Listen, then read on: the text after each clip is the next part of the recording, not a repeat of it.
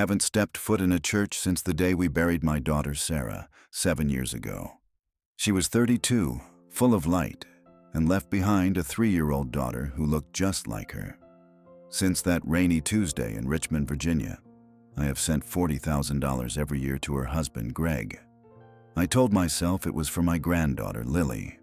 I told myself it was the price of staying connected to the only piece of Sarah I had left.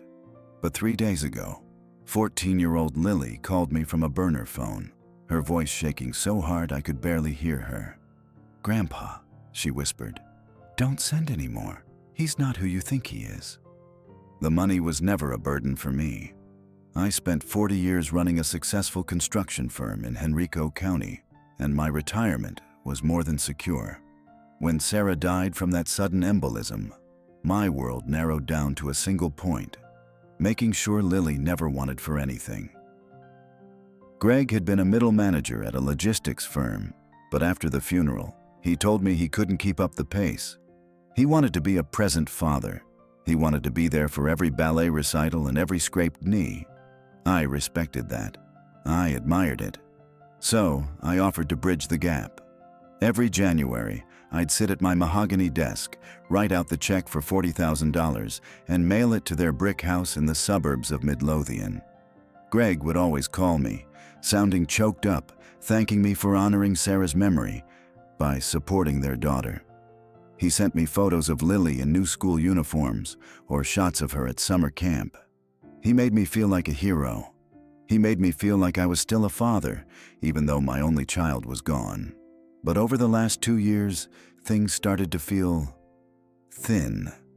Whenever I'd drive over to visit, Greg always had an excuse for why Lily couldn't stay the whole weekend. She was at a sleepover, or she had a grueling soccer schedule. I'd see him in the driveway, driving a brand new Tahoe that looked a lot more expensive than his modest salary should allow. When I asked about it, he'd just smile and say he'd gotten a great deal on a lease. I wanted to believe him. I needed to believe him because the alternative, that he was using Sarah's death to fund a lifestyle, was too painful to consider. Then came the phone call. Lily sounded like she was hiding in a closet. She told me that Greg had been telling her I was the one who was too busy to see her. She told me the summer camps I paid for didn't exist. And then, before the line went dead, she said the words that turned my blood to ice. "There's a woman living here, Grandpa. She's been here for 3 years, and he told me if I ever told you, we'd lose the house." I sat in my armchair for a long time after the silence took over the room. I looked at the photo of Sarah on the mantel, her eyes bright and trusting. I realized that for 7 years, I hadn't been protecting my granddaughter. I had been subsidizing a lie. I didn't sleep that night. I sat in the dark, thinking about the $400,000 I had handed over since Sarah's funeral. I had worked 40 years for that money, building homes for families in Virginia, thinking I was securing a legacy for my own. Every time I wrote those checks, I thought I was buying Lily a better life, private tutors, high-end gear, a sense of security her mother couldn't provide anymore. Instead, it seemed I had been paying for the silence of a man who was systematically erasing me from my granddaughter's life. The next morning, I drove to Midlothian. I didn't call first. I wanted to see the house without the grandfather is coming filter. When I pulled up, I saw the black Tahoe Greg had bragged about. There was also a smaller, sporty red convertible parked in the driveway that I had never seen before. A woman I didn't recognize came out of the front door, wearing expensive-looking athletic gear and carrying a yoga mat. She looked at my old truck with a mix of confusion and irritation, then got into the red car and drove off. I waited until she was gone before I walked up to the porch. Greg opened the door wearing a silk robe at 10 in the morning. He looked startled, his usual grieving widower mask slipping for a fraction of a second before he forced a smile. "Arthur, what a surprise," he said, his voice smooth as oil. "I wish you'd called. Lily is at a weekend retreat with her youth group. She won't be back until Sunday." "Which youth group, Greg?" I asked. I didn't step inside. I stayed on the porch, feeling the cold air on my neck. "Because Lily called me yesterday. She didn't mention a retreat. She mentioned a burner phone and a woman named Diane. Greg's face didn't crumble. He was too practiced for that. He leaned against the door frame, sighing like I was a difficult child. "Arthur, we've talked about this. Lily is a teenager. She's going through a rebellious phase. She makes things up for attention, and Diane is just a friend who helps with the cleaning and the shopping. It's hard doing this alone, you know?" "You aren't doing it alone," I said, my voice dropping an octave. "You're doing it with $40,000 of my money every year. I want to see the receipts, Greg. I want to see the statements for Lily's college fund, the one you told me you were building with the surplus." Greg's eyes turned hard. The warmth was gone, replaced by something sharp and defensive. "I don't have to show you anything," he said quietly. "That money was a gift to this family. You can't just come here and demand an audit because a 14-year-old had a bad day. If you keep this up, Lily is going to find it very hard to visit you this summer." It was a threat, a direct, calculated hit to my only weakness. He was using my granddaughter as a shield, betting that I'd choose silence over the risk of losing her for good. I looked at him, and for the first time, I didn't see my son-in-law. I saw a man who had turned my daughter's memory into a business model. "I'm going to my lawyer, Greg," I said, "and I'm not sending the January check." As I walked back to my truck, I heard the front door slam so hard the glass rattled. I got into the driver's seat and realized my hands were shaking. Not from age, but from the sudden, terrifying realization that I had no idea where my granddaughter actually was. I spent the rest of that afternoon in a small office on Main Street, sitting across from a man named Frank Miller. Frank had been my personal attorney since the 90s, a man who preferred paper files to computer screens and believed that a man's word was only as good as the documents backing it up. I told him about the annual transfers, the burner phone call from Lily, and the coldness in Greg's eyes when I threatened to stop the money. "Arthur," Frank said, leaning back in his leather chair, "you've been sending this money as a gift. Under the law, once that check is cashed, you lose control over how it's spent. Unless we can prove fraud or that the money was specifically designated for a trust that he never opened, we have a steep hill to climb." I felt a weight settle in my stomach. I had been so focused on being the provider that I hadn't even asked for a signature on a formal trust document. I had trusted the man who had stood at my daughter's grave and promised to raise her child with honor. I felt like a fool, a 74-year-old man who should have known better than to build a house on sand. I went home and started digging through old emails. I found years of messages from Greg. "Lily loves the new tutor you're paying for," one read. "The private soccer coach says she's a natural," said another. I printed every single one of them. If the law considered my money a gift, perhaps these emails would prove that the gift was obtained under false pretenses. Later that evening, my doorbell rang.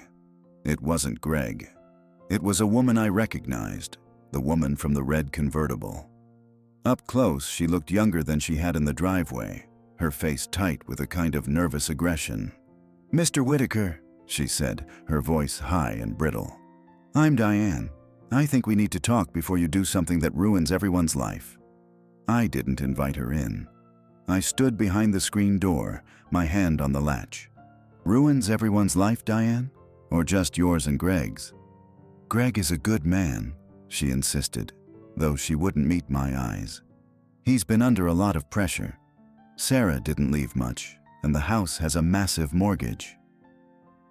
We've been trying to keep things stable for Lily, but you coming around and making threats, it's causing her a lot of stress. She didn't mean what she said on the phone. She's just a confused kid." "If she's so confused," I said, "then let me take her for the weekend. Let's see how she feels when she's away from that house." Diane's expression shifted. The softness disappeared, replaced by a look of pure calculation. "That's not going to happen, Arthur. In fact, if you keep harassing us, Greg is prepared to file a restraining order. He's her father. He has the final say. You're just a bank account he's decided he can live without." She turned and walked back to her car, the red paint gleaming under my porch light like a fresh wound. I watched her drive away, realizing that they weren't just taking my money. They were actively building a cage around my granddaughter, and they were using my own grief to bolt the door shut. I didn't wait for them to file a restraining order. I knew the rhythm of that house. I'd been paying for it long enough. On Monday morning, I drove back to the neighborhood in Midlothian and parked a street over, waiting. I saw Greg's Tahoe pull out at 8:30. 10 minutes later, Diane's red convertible followed. They weren't taking Lily to school. I waited another 20 minutes, then walked up to the house and used the spare key Sarah had given me a decade ago. I'd never used it since her death, but I kept it on my ring like a relic. The house was quiet, but it didn't smell like a home. It smelled like expensive candles and stale air. I called out Lily's name softly. A door opened at the end of the hallway, and she stepped out.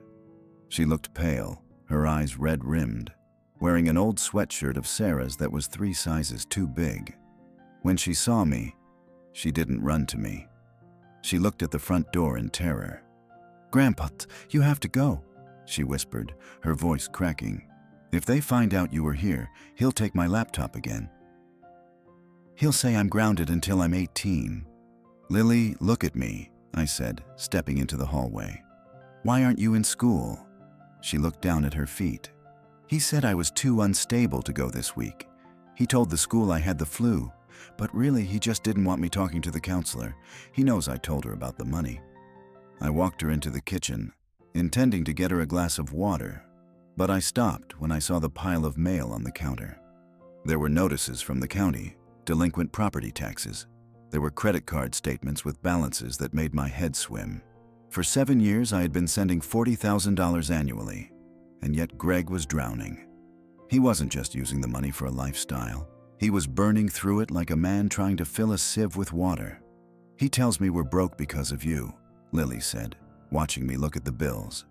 "He says you're withholding my inheritance. That you're a bitter old man who wants to see us on the street." I felt a surge of cold fury that eclipsed everything I'd felt before. I took out my phone and took photos of every past due notice and every luxury credit card statement. I saw a receipt for a jewelry store from 3 weeks ago, $5,000 for a tennis bracelet. It was dated the same day I had sent him extra money for Lily's advanced math tutoring.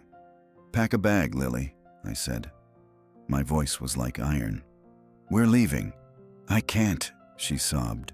"He'll call the police. He's my dad." "Let him call them," I said. "I've spent 40 years building things to last, and I'm not letting him tear you down." We were halfway to the door when the garage opener groaned. The Tahoe was back. I pushed Lily behind me just as the door from the garage kicked open, and Greg stepped in, carrying a bag of takeout and a look of pure, unadulterated malice. Greg didn't move for a long moment. He just stood there in the doorway, the bag of food crinkling in his hand, his eyes darting from me to the bag Lily was clutching. The mask was completely gone now. There was no grieving husband left, only the desperate, cornered look of a man who knew his primary source of income was walking out the door. "Get away from her, Arthur," he said, his voice low and dangerous. "This is breaking and entering. I'll have you in handcuffs before you hit the end of the driveway." "The door was open, Greg, and the house is falling apart around you," I said, holding up my phone with the photos of the delinquent tax notices. "I've been sending you $40,000 a year for 7 years. Where did it go?" "Not to the taxes, not to the college fund. It went to $5,000 bracelets and a red convertible for a woman who has no business being here." He laughed, a harsh, jagged sound that made Lily flinch behind me. "You think you're so righteous? You gave that money freely. You used it to buy your way into this house because you couldn't handle the fact that Sarah chose me over you every single day she was alive." It was a lie. A cruel, calculated twist of the knife designed to make me stumble. But I'd spent too many years on construction sites dealing with men like him to let words break my stride. I saw the way his hands were shaking.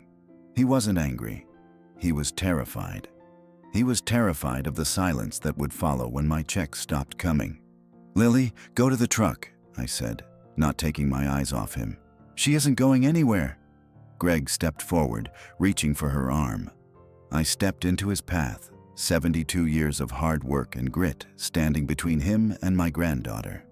If you touch her, Greg, the police won't be coming for a grandfather. They'll be coming for a man who's been misappropriating funds and neglecting a minor. I have the emails. I have the receipts. And I have a granddaughter who is ready to tell a judge exactly why she's afraid of her own father. He stopped. The air in the kitchen felt heavy, thick with the smell of old grease and new betrayals. He looked at Lily, then back at me, and I saw him doing the math in his head, calculating the cost of a fight he knew he couldn't win. "Go!" he spat, retreating toward the counter. "Take her. See how long a 14-year-old wants to live with a boring old man in a quiet house. But don't expect a refund, Arthur. That money is spent." We didn't look back. As we pulled out of the driveway, I saw Diane watching us from the front window, her face pale behind the glass. I didn't feel like a hero. I felt like a man who had finally cleared the rubble away from a foundation, only to realize how much damage the rot had done. I took Lily back to my place in Henrico County, but the quiet I had expected never came. Within 2 hours, my phone was a barrage of text messages from Greg, ranging from pathetic pleas for family unity to venomous accusations of kidnapping. I ignored them all. I sat with Lily at the kitchen table, and for the first time in 7 years, I didn't see a filtered version of her life through Greg's emails. She told me about the nights they left her alone so they could go to dinner in Richmond, and how Diane had started wearing Sarah's old jewelry, my daughter's things. The pieces of her life I thought were being preserved were being treated like spoils of war. The next morning, Frank Miller called me. His voice sounded older than usual. "Arthur, Greg's lawyer reached out. They aren't filing for kidnapping. They know that would trigger a social services investigation they can't afford. Instead, they're offering a settlement. He'll sign over temporary custody of Lily if you pay off the house mortgage and the back taxes. He wants $120,000 to walk away." I felt a wave of nausea. He was putting a price tag on his own daughter. He was treating Lily like a piece of equipment from one of my old construction sites, something to be liquidated when the debts got too high. I looked over at Lily, who was sitting on the porch swing, finally looking like she could breathe. I realized then that Greg didn't want his child. He wanted his lifestyle back. He was gambling that my love for Lily was more powerful than my desire for justice. "I'm not paying him another dime, Frank," I said. "If I pay him, I'm just teaching him that he can sell her again whenever he runs out of cash. We go to court. We use the evidence of the tax delinquency and the neglect. We do it the hard way." "It'll be ugly, Arthur," Frank warned. "He'll drag your name through the mud. He'll say you're trying to buy a child." "Let him say it," I replied. "I've spent my life building things that can withstand a storm. I think I can handle a little mud." That evening, a man in a plain suit knocked on my door. He wasn't a process server. He was a private investigator I'd hired the night before to look into Greg's logistics career. He handed me a folder that was thinner than I expected. It turns out Greg hadn't held a job in 4 years. He'd been living entirely on the $40,000 I sent every year, supplemented by high-interest credit cards and Diane's mysterious income. But there was something else. A series of wire transfers from a local gambling parlor. Greg wasn't just a spender. He was a desperate man with a habit he couldn't control. I realized that my $40,000 hadn't been going to a present father. It had been disappearing into slot machines and poker tables, while my granddaughter wondered why the lights were being turned off. I looked at the photos in the folder. Greg standing outside a casino at 3 in the morning when he was supposed to be at home with Lily. I knew then that I had enough to break him. But as I looked at the evidence, I felt a sudden, sharp pang of grief. Sarah had loved this man. She had seen something in him that I had clearly missed, or perhaps the grief of losing her had simply stripped away whatever decency he once possessed. I wasn't just fighting a villain. I was dismantling the man my daughter had chosen to spend her life with. The court hearing in Richmond didn't have the fire and brimstone I'd expected. It was a quiet, clinical affair. Greg showed up in a borrowed suit that fit him poorly, looking like a man who had finally run out of luck and lies.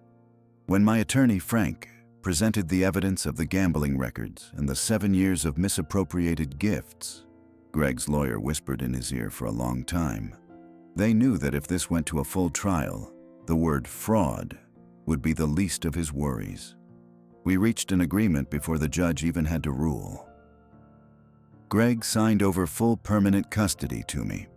In exchange, I agreed not to pursue criminal charges for the forged documents he'd used to try and secure a second mortgage on the house. I also paid the back taxes on the property, not for him, but so the house could be sold. The proceeds went into a locked trust for Lily that he cannot touch, even with a lawyer's help. He left the courthouse through the side exit, Diane trailing behind him, both of them looking for the next person to lean on. I sold my big house in Henrico County a month later. It was too many rooms for an old man and a teenager, and the memories of Sarah there felt like they were being crowded out by the tension of the last few weeks. Lily and I moved to a quiet cottage near the James River. It's smaller, but the light is better. She has a room with a desk where she actually does her homework, and she's back in school, making friends who don't know her as the girl with the unstable home life. Last Tuesday, the day I usually would have mailed that $40,000 check, I took Lily out for ice cream instead. We sat on a bench watching the water, and she reached over and squeezed my hand. She didn't say thank you, and she didn't have to. The way she breathed, deep and easy, without looking over her shoulder, was all the payment I needed. I still miss Sarah every single hour of every single day. I still wonder if I could have seen through Greg sooner, or if I could have saved her the years of being married to a man who valued $1 more than a soul. But as I look at Lily, I realize that I finally did what I promised at the cemetery 7 years ago. I protected her. The money is gone, but the foundation is finally solid. We don't talk about Greg much anymore.